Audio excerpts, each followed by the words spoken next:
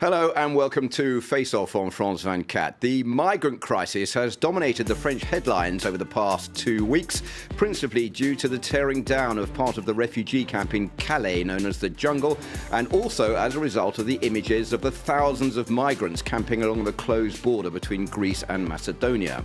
Although France has agreed to take in some of the refugees, both Brussels and Berlin have made it clear they expect France to do more to help solve the crisis. Well, to discuss this, I'm joined by our two regular panellists, Jean-Marc, a senior writer for Le Figaro magazine, and also by Stéphane de Vries from the Dutch television RTL4. He's a correspondent here in Paris. Welcome to both of you. Well, EU leaders meeting with the Turkish Prime Minister in Brussels have reached a draft agreement on how to deal with the migrant crisis, this on Monday night. It affects the European Union, as the latest figures show 1.2 million requests were received by migrants seeking asylum in the EU in 2015. This report by Luc Schrago. 15 hours of negotiations with Turkey, and European politicians have announced the outline of a deal over migration with Ankara. The days of irregular migration to Europe are over. Furthermore, we welcome new bold proposals made today by Turkey to address this crisis. Bold proposals which Europe has all but accepted. Pending further discussion at an EU summit next week, it seems Turkey may be getting its way not just over easing continental visa restrictions for its citizens, but accelerating long fractious and moribund discussions over Ankara's accession to the EU. More than that, Turkey demanded Europe take in Syrian refugees in return for those who don't qualify for protection, such as economic migrants, on a one-to-one basis. It would break this vicious cycle of entering illegally on a boat and then as a result being given the right to stay in Europe. We will have to turn this around in order to achieve orderly migration. Europe pledged €3 billion for Turkey in humanitarian aid in November, though ahead of the summit, Turkey wanted it doubled. The nation's prime minister, though, put a different face on that particular issue. Turkey is not demanding any money from anyone. Turkey is spending from national budget for the refugees. I want to make it clear. We are demanding fair burden sharing for Syrian refugees. Turkey's taken in at least 2.75 million refugees, more than any other country worldwide. However, with thousands still trying to get to Europe every day, the EU's desperate to control the migratory overspill however it can. Well, in a speech last month in Munich, the French Prime Minister Manuel Valls caused a storm after he criticised the German Chancellor Angela Merkel for letting in so many migrants. Diplomats in both Berlin and Brussels then criticised the French President François Hollande for being largely absent from the European debate on the migrant crisis and leaving most of the decision-making up to Germany. Well, Stéphane, I suggest that I expect that you're not quite in agreement with what France is doing. What do you think of France's position in all of this? Well, it's sure that France is completely absent on this topic. The main role is being played, of course, by Angela Merkel, but there are also other countries that are doing a lot, like Sweden, Hungary, the Netherlands, countries that do far more than France is doing. Last year, France took in roughly 70,000 asylum seekers, which is the same number Sweden took in only 2 months, November and December of the last year. And Sweden has only 1/8 of the number of people as France has. So it is clear that France is not doing enough, especially since it's the largest country in Europe. There's basically a total absence of vision compared to Angela Merkel. And there's not only this absence of vision, but even in public, as you just said, Manuel Valls is just letting Angela Merkel down, is criticizing Germany while he is doing nothing. So you see that France is, in this topic, not really doing what it's supposed to do as one of the largest countries in the European Union. Jean-Marc, do you think France is not doing what it's supposed to do? François Hollande has first to live up to his promises. He said France would be taking 30,000 and is not doing that part. So burden sharing is necessary. I agree with you when you said they let down Germany, and especially Angela Merkel, who is in a difficult situation, politically speaking, in Germany because she let so many in. But France is paralyzed by the idea of having more Muslims, especially Muslims, on its territory. Because if you remember at the beginning, political figures in France said we were ready to take Christians, as many as necessary, from Iraq and Syria. But obviously, even those didn't come to this country. So we are not playing by the rules in Europe. That's for sure. The only thing I would say, compared to the rest of Europe, France is at least doing its share on the war on ISIS, and this has repercussions.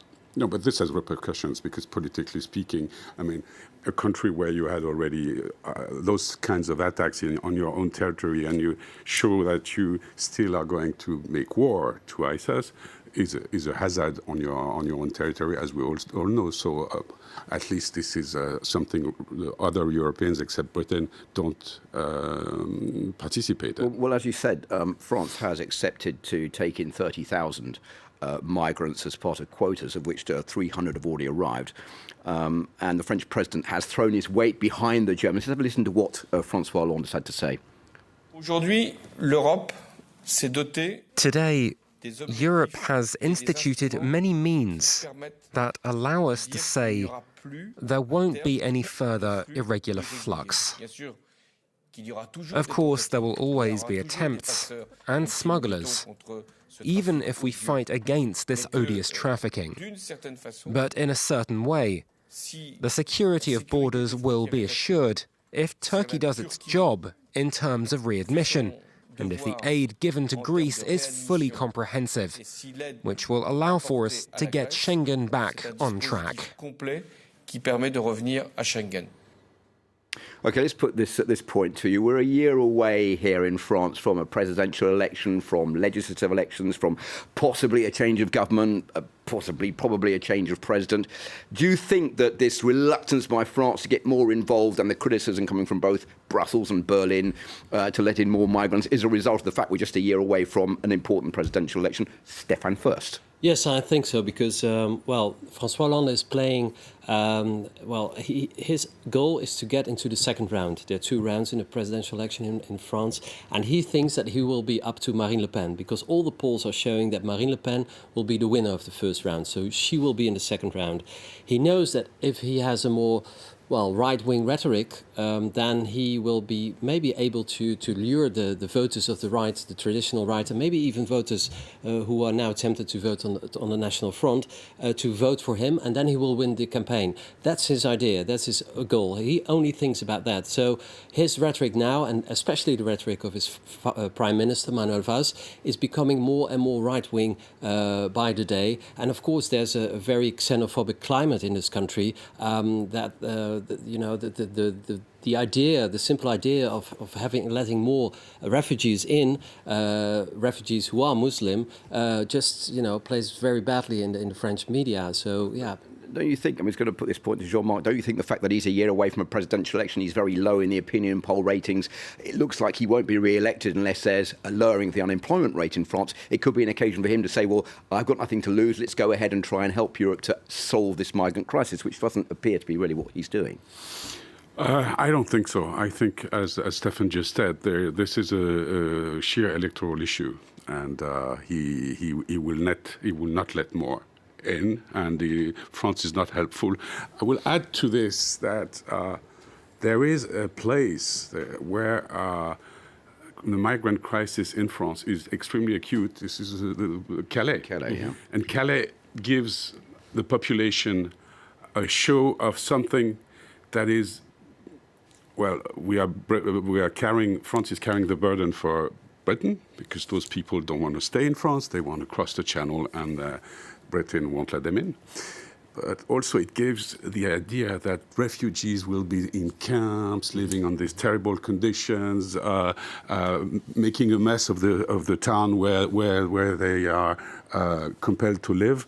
And this gives also a sort of very bad example of what could happen with more migrants in this country. Okay, very quickly, final question. We have a new foreign minister in France, a former Prime Minister, Jean-Marc, who's a Germanophile. Do you think that he could do anything to try to improve the situation and relaunch the Franco-German European Union motor? Very quickly, Stefan. Well, yeah, I think he can, but because just for the reason that he speaks German fluently, so that, you know, that makes it easier to talk with Angela Merkel. But I think the relation between France and Germany has been so damaged the last 2-3 years that he has a very tough job to repair what has been done. I think it's not enough to speak fluently German. I think it takes a very political temper to solve this question, and he lacks it. And on the top of it, France has been totally inactive on the European field for so many years now, and it's not who will relaunch something. Angela Merkel has been proposing things, and France has never given answers to that. Okay, well, that's it for this week. Thanks very much for watching. This has been the Face Off on France 24. Stay with us. There's more news coming right up.